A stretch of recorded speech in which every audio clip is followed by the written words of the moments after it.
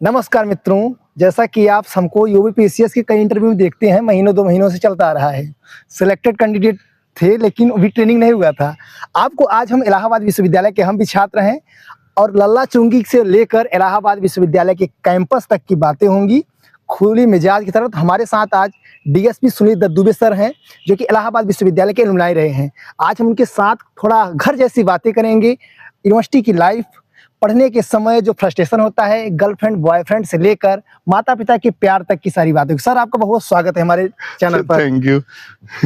Sir आप काफी viral रहते हैं अपने बयानों से फेसबुक पर। जो यूनिवर्सिटी में आप जब पढ़ते थे तो जो हम आपका लेख पढ़े थे, इलाहाबाद विश्वविद्यालय के महिला छात्रावास का एक चौराहा पड़ता है, आप उसका नामकरण बच्चों के द्वारा आपने लिखा था, जो हमें पता हो गया था। क्या नाम है वो? एक्चुअली इलाहाबाद यूनिवर्सिटी में हर आने वाला लड़का जब भी आता था तो वो चाहता था कि मुझे चूंकि 4 साल रहना है यहाँ और उसके बाद कंपटीशन की तैयारी करने में 5-6 साल रहना होता था, तो हर लड़का चाहता था कि उसकी भी एक कोई छोटी सी गर्लफ्रेंड हो और हर लड़की चाहती थी कि उसका भी कोई साथी स्कूटर वाला भैया हो जो उसका लोकल गार्जियंस हो। यूनिवर्सिटी में बहुत ही हजारों किलोमीटर दूर, जैसे किसी ने लिखा था कोई बलिया से आया है, कोई देवरिया से आया है, इटावा और आपके एटा, मैनपुरी और आपका जो है पूर्वांचल में पूरा जौनपुर, महाराजगंज, गोरखपुर तक के लड़के यहाँ आते थे। तो हर लड़के को ये जरूरत रहती थी कि उसका भी कोई जो है इस तरह का एक सहारा हो कि जब वो ट्रेन पे आए तो उसकी बोरी उसके कमरे तक पहुंचा सके और शाम की जो चाय है क्लब में ले जाकर घुमाने। तो यूनिवर्सिटी हॉस्टल जो है, जहाँ गर्ल्स हॉस्टल था, वहाँ के पास एक जो है लल्ला चाय की दुकान थी और उसी लल्ला चाय की दुकान पर जो है लोग मिलते जुलते थे, चाय पीते थे और इसीलिए उसको जो है हम लोग जो है पिया मिलन केंद्र कहने लगे थे। और वहाँ जिसकी कोई गर्लफ्रेंड नहीं थी वो बड़ा फ्रस्ट्रेटेड रहता था। पिया मिलन क्यों कहा गया? वो महिला छात्रावास की वजह से क्या ऐसे ही? तो वो एक्चुअली क्या था कि लल्ला चुंगी की दुकान पर छात्रावास की लड़कियां भी आ जाती थी, तो सब जो भी विश्वविद्यालय की गर्लफ्रेंड जिसकी भी रहती थी, सबको तो सौभाग्य प्राप्त नहीं होता था गर्लफ्रेंड मिलने का, लेकिन जिनको मिलता था तो वो वहीं चूंकि नजदीक था और बहुत अच्छी चाय की दुकान थी, तो शाम के वक्त जो है जब लोग अपना मूड फ्रेश करने निकलते थे, आज भी आपने देखा होगा कि जितने भी हमारे अंतावासी हैं, हॉस्टल के हों या डेलीगेसी के हों, सभी शाम को जरूर निकलते हैं। तो वो जब निकलते थे तो वहाँ चाय की दुकान पर जो है कुछ बातें होती थी, कुछ मुलाकातें होती थी और धीरे धीरे भविष्य की योजना बनती थी। क्योंकि यहाँ जो विश्वविद्यालय का जिसको कहते थे कि आईएएस की खान है, और इस आईएएस की खान के कारण जो है हर चौराहे पर कहते ज्ञान बिखरा रहता था। ये महादेवी वर्मा, सूर्यकांत त्रिपाठी, चाय की दुकान पर भी पॉलिटिक्स और इंटरनेशनल रिलेशन की बातें चलती हैं। अब एक्चुअली देखिए, जब विद्यार्थी जीवन में 2 ही चीज थी, या तो गर्लफ्रेंड की बात होती थी या पढ़ाई की बात होती थी।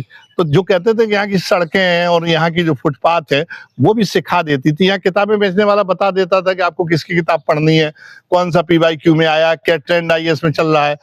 तो अब जैसा माहौल नहीं था। आप इलाहाबाद यूनिवर्सिटी में कब एडमिशन लिए थे? अब ये हम लोगों ने जो है सन 2000 जो बैच था उसमें लॉ किया है यहाँ से। बाकी मैं इसके पहले यहाँ से तैयारी करता रहा और फिर मैं कुछ दिन के लिए बीच में चला गया था। क्या आप यूपीएससी की तैयारी कर रहे थे कि पीसीएस की? मैंने सिविल दिया 3 बार जो है, उस समय 3 ही अटेम्प्ट मिलते थे और 3 मैंने इंटरव्यू दिए। अच्छा, यूपीएससी का आपने इंटरव्यू दिया है? 3 बार इंटरव्यू दिए और मुझे सफलता नहीं मिली, लेकिन बट आपने मेंस को पास किया है, बहुत बड़ी बात होती है। मेन चीज ये थी कि उस समय 2 सब्जेक्ट लेने होते थे, तो मेरा एक सब्जेक्ट जो था, मैंने बीएससी किया था मैथमेटिक्स से, और बीएससी करने के बाद जो है फिर मैंने एमए हिस्ट्री से किया था, एंशिएंट हिस्ट्री से मैंने एमए किया था। और फिर मैं इलाहाबाद में पीएचडी करने लगा था। मैं डायमंड जुबली में रहता था और मैं जब पीएचडी करने लगा तो अचानक मेरा फिर एमफिल में एडमिशन हो गया, आगरा यूनिवर्सिटी में एमफिल करने चला गया। फिर मैं लौट के आया, मैंने यहाँ से लॉ किया। तो आपने बीएससी किया है तो यहाँ की कुछ यादें हैं? गणित डिपार्टमेंट हो गया, फिजिक्स हो गया, केमिस्ट्री हो गया। यहाँ की बहुत सारी यादें जुड़ी हुई हैं। ये साइंस डिपार्टमेंट जहाँ हम लोग देख रहे हैं, साइंस फैकल्टीज, ये बहुत ही महत्वपूर्ण थी उस समय। केमिस्ट्री में हेड सर हमारे भारत सिंह साहब थे और बहुत ही योग्य जो है, जो उस समय कहना चाहिए जो इलाहाबाद का माहौल था और जो इलाहाबाद का एटमॉस्फेयर था, इसीलिए इसको जो है ऑक्सफोर्ड ऑफ द ईस्ट कहा जाता था और आईएएस की जो खान कहा जाता था। जब भी रिजल्ट निकलता था हर चौराहे पे देखते थे 20 लोगों का सिलेक्शन हुआ, 25 का सिलेक्शन हुआ।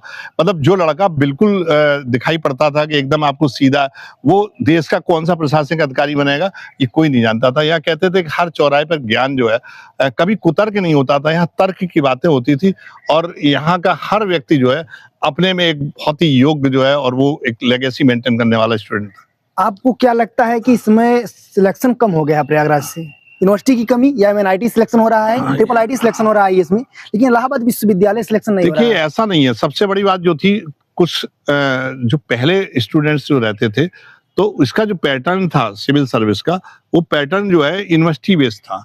अब जो इसका पैटर्न हो गया है तो वो उसमें पहले इंजीनियरिंग के छात्र इतने नहीं आते थे, आपके जो है एमबीबीएस छात्र नहीं आते थे, एमबीए के छात्र भी नहीं आते थे, क्योंकि प्राइवेट सेक्टर्स के लोग इधर जो है। लेकिन इधर जो एक सोशल मीडिया के जमाने में जो डीएम का रुतबा, एसपी का रुतबा, आपने देखा होगा हूटर बजाती हुई गाड़ी, उतरते हुए डीएम साहब, तो ये जो फैला तो उससे बहुत सारे प्राइवेट सेक्टर के जो अच्छे लड़के थे वो भी छोड़ के जो है सिविल सर्विस की तरफ आए हैं। और जो सीसेट बना तो उससे जो है इससे भी असर हुआ।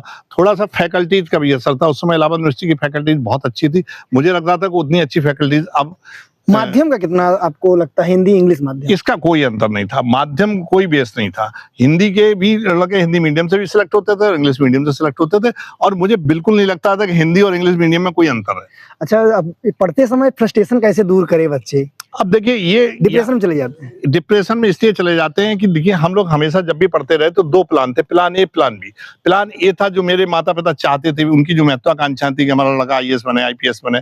और एक हमारा प्लान बी ये था कि अगर हम ये नहीं कर पाए, जो मैंने एमफिल किया था वो इसीलिए किया था कि कुछ नहीं कर पाए तो टीचर तो हो ही जाएंगे। तो ये जो प्लान बी था, ये उस समय सबका सेट था कि अगर कहीं नहीं हो गए तो हम जो है कम से कम पीसीएस में तो हो ही जाएंगे, आरओ में हो जाएंगे, कहीं भी लोअर सबऑर्डिनेट में हो जाएंगे। तब ये लोअर सबऑर्डिनेट, अपर सबऑर्डिनेट अलग अलग होते थे। आप यूपीएससी के 2-3 इंटरव्यू तक पहुंचे, वो बड़ी बात होती है। देखिए मुझे नहीं लगता है कि कोई टफ था। मतलब आज भी मैं कहता हूं कि यूपीएससी को जो लोगों ने हुआ बना रखा है, ये कोई हुआ नहीं है। अगर आपकी तैयारी सही है, प्लानिंग सही है, आपने जो है सही दिशा में मेहनत की है और आपने सिस्टम को, जैसे हर बार सिस्टम बदलता है, हर बार ट्रेंड बदलता है, तो ट्रेंड को अगर आपने सही तरीके से फोकस किया है और सिलेबस पर आपने ध्यान दिया है। बहुत लोग शॉर्टकट जो अपनाते हैं या गूगल से पढ़ना चाहते हैं, चैट पीजीटी से पढ़ना चाहते हैं, तो वो अब पॉसिबल नहीं है, क्योंकि उन्होंने भी ट्रेंड बदला है। और आपने देखा होगा इस साल का जो है, जो मैंने देखा था यूपीएससी का जो पेपर था, वो ऐसा था, टफ नहीं था, तर्क शक्ति, लेकिन वो इस तरह का था कि जिसने पढ़ा है और जिसमें स्किल है वही उस लड़के को, वही उसको कर सकता है। तो ये चीजें जो थी, जो शॉर्टकट हो गया, लोग जो है सोचते हैं कि सारा सब कुछ ज्ञान जो है हमको गूगल से ही मिल जाएगा, मोबाइल से ही मिल जाएगा, तो ऐसा नहीं है। दूसरा जो फ्रस्ट्रेशन का कारण है उसमें तो ये है कि सिविल सर्विस तब भी और आज भी बहुत ही जो है, बाल आधे खत्म हो जाते थे, बुढ़ापा आ जाता था, लेकिन सिविल सर्विस से नीचे यहाँ लोग नहीं उतरते थे। बात सिविल सर्विस की हो रही है, आप डीएसपी हैं। डीएसपी सिविल सर्विस में एक डीएसपी एक अलग पोस्ट माना जाता है, जो कि 24 घंटे ड्यूटी। आप कैसे चुनौतियों को पार करते हैं? आप गोरखपुर सदर के सीओ हैं। मैं एक्चुअली, ये कोई चुनौती नहीं है, ये पुलिस में जो है लोग कहते हैं कि कांस्टेबल कोई बन जाता है, कहता है 24 घंटे ड्यूटी। 24 घंटे की ड्यूटी का मतलब ये नहीं होता कि 24 घंटे ड्यूटी करनी है। 24 घंटे ड्यूटी का मतलब ये होता है कि आप जो है 24 घंटे में किसी भी समय आपकी जरूरत पड़ सकती है। तो कोई फिक्स टाइम नहीं होता है ड्यूटी का, और न ही कोई 24 घंटे ड्यूटी करता है। अब वो पुलिस का बन गया कि 24 घंटे ड्यूटी करते हैं, पुलिस वाले जो है संवेदनशील होते हैं, पुलिस वाले भ्रष्ट होते हैं। तो अब ये जो है मीम बन गए हैं, वो बन गया तो बन गया। अगर कहीं किसी ने जंगल राज कर दिया तो जंगल राज ही फैल गया। सोशल मीडिया का जमाना है, कोई एक आदमी रिश्वत लेते पकड़ा गया तो लोग कहते हैं सभी पुलिस वाले रिश्वत देते हैं। तो ये सब चीजें जो है एक्चुअली अब जो आ गई हैं। और जो फ्रस्ट्रेशन का कारण है ये है कि फ्रस्ट्रेशन कभी आया नहीं, क्योंकि कॉन्फिडेंस था। अच्छा, पुलिस के समय आपका डिफिकल्ट, चुनौती के समय कोई डिफिकल्ट टाइम था जब लोगों को समझाना हो, किसी का मर्डर हो गया हो और लोग डीएसपी को ही बुलाएंगे या तो एसपी आएंगे, उसमें लोग समझाया कैसे जाता है पुलिस के अधिकारी के द्वारा? देखिए एक्चुअली ये जो है, ये भी एक मैनेजमेंट है। और जहां आप जा रहे हैं, आप एक भीड़ तंत्र और एक जो है नॉर्मल तंत्र, दोनों में अंतर है। भीड़ तंत्र की जो मनोदशा होती है वो एकदम अलग होती है, नॉर्मल तंत्र की दशा अलग होती है। सपोज करिए कि जो है, जैसे कहीं एक्सीडेंट हो गया, आप लोग डेड बॉडी रखे हुए हैं और लाश रख के उठने नहीं दे रहे हैं, वो अल्लाह कर रहे हैं, गाड़ियों में आग लगा रहे हैं, तो ये भीड़ तंत्र है। और भीड़ तंत्र को कैसे टैकल करना है, ये भी एक मैनेजमेंट है। तो भीड़ तंत्र में जो है, मैं एक एग्जाम्पल बता रहा हूँ। एक जगह मैं पहुंचा तो वहां जो है सड़क पर लोग खत्म हो गए थे। तो एक सबसे पहले एसडीएम साहब पहुंचे, उन्होंने धोखे से कह दिया कि भाई सड़क पर आप लेटोगे तो एक्सीडेंट तो हो गई, भीड़ भड़क गई। और हम लोग जो है भीड़ की भाषा में ही बात करते थे। जैसे वो कहते थे कि सर इसको ये मुआवजा मिल जाए, तो ये कहते थे हाँ भाई हम लोग प्रयास करेंगे, मुआवजा दिलवाएंगे, इनके बच्चों को नौकरी दिलवाएंगे, इनको ये दिलवाएंगे। बाद में जो भी मिल जाए वो सही रहता, लेकिन भीड़ के साथ जैसी बात कर लोग जिंदाबाद के नारे लगाने लगते थे। लेकिन अगर आप भीड़ के साथ उन्हीं की कमियां ढूंढने लगेंगे तो वो जो है उत्तेजित हो जाते हैं। तो भीड़ तंत्र को जो है भीड़ तंत्र की तरह से ही हम कवर करते हैं और करना भी चाहिए। क्लास में जब आप यूनिवर्सिटी में पढ़ते थे तो कोई यादें आपका क्लास के अंदर? आपने उस पोस्ट में लिखा था कि मेरे पास कोई गर्लफ्रेंड नहीं थी, और उस पूजा विनन चौराहा का आपने विश्लेषण किया था, लेकिन आप अपना बताए थे कि हम पढ़ने में मन लगाती थी, क्या सही? अब देखिए जो आज की गर्लफ्रेंड है और उस समय की गर्लफ्रेंड में अंतर है। उस समय की जो गर्लफ्रेंड थी वो उस तरह की गर्लफ्रेंड थी जो हाथ पकड़ के कहती थी कि आप तैयारी करिए, आप सफल रहिए, मैं कहीं नहीं जा रही हूँ, तुम्हारी रहूंगी। आज की गर्लफ्रेंड जो है वो इंतजार नहीं करती है, मुझे लगता है कि वो तुम्हारी रहेगी। इसी पर तो मेरा ये कहना है कि जो गर्लफ्रेंड हो वो ऐसी होनी चाहिए जो इससे कहे कि आप बिल्कुल प्यार में डिस्टर्ब मत होइए, प्यार में चक्कर न लगाइए, मेरे हॉस्टल के लगाने के चक्कर, मेरे आसपास लगाने के चक्कर, मुझे फिल्म दिखाने, मुझे जो है पानी के बतासे खिलाने की आवश्यकता नहीं है। आप मेहनत करिए, सफल हो जाएंगे। तो हम लोग जो है यही गर्लफ्रेंड का मतलब था। और मैं आज भी यही कहता हूँ कि गर्लफ्रेंड अगर आपको बनाना हो तो ऐसी बनाए जो ये कहे कि आप जो है करिए, आप सफल हो जाएंगे, मेरी चिंता ही छोड़ दीजिएगा, मैं कहीं नहीं जाऊंगी, आपकी रहूंगी। जैसे सर कहते हैं कि तू नहीं तो कोई और सही, कोई और नहीं कोई और सही, तो लंबी है जमीन। तो सर आपका गाँव का जिला क्या था? मैं तो एक्चुअली उस जिले का नाम सुन के ही जो है आप हो जाएंगे, उस जिले पे पिक्चर बनती थी, चम्बल के बिहड़ के डाकू। और इटावा जिले का मैं रहने वाला था, बिहड़ का रहने वाला था। और मैंने जो वहां से फिल्म मूवी उधर ही से बनी ना, चंबल के आसपास। हाँ, चम्बल के डाकू जो है कई फिल्में बनी। और जो है उस समय डाकुओं का था भी, फूलन देवी, मलखान सिंह, छविनाथ, ये हम लोग जब पढ़ते थे तो ये वहां घूमते टहलते थे, आते थे। लेकिन हम लोग बहुत दबंग परिवार से थे तो इसकी कभी चिंता नहीं हुई। डकैतों को कुछ ये नहीं समझा कि हमारे दुश्मन, ये समझते थे कि ये भी वक्त के मारे हुए हैं। और आते थे, रुकते थे गाँव में जो है। अब वो उस तरह के डकैत तो थे नहीं, वो किसी न किसी जो है आत्मसम्मान के कारण डकैत बनते थे।